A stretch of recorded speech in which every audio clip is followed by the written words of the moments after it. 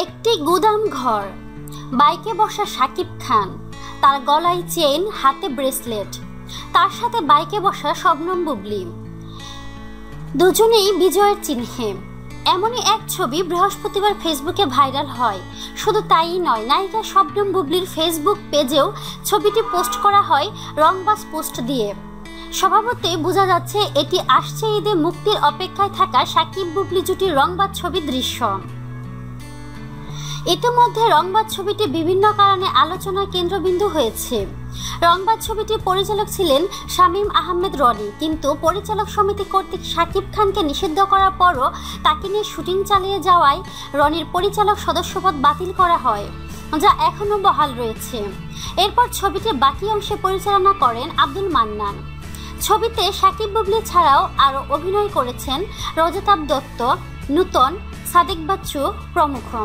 বাংলাদেশের রূপরং চলচ্চিত্রের সঙ্গে যৌথভাবে ছবিটি প্রযোজনা করছে কলকাতার ভেঙ্কটেশ ফিল্মস।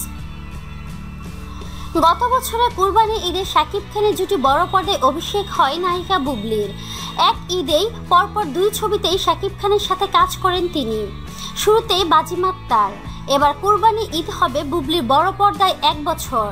গত ঈদের ন্যায় কি এবারও তারা রংবাজ দিয়ে বাজিমাত করবেন? এজন্যই কি তাদের এই বিজয়ের চিহ্ন? এখন শুধু অপেক্ষার পালা। তো প্রিয় বন্ধুরা, আপনাদের কি মতামত তা কমেন্টের মাধ্যমে আমাদেরকে জানিয়ে দিন।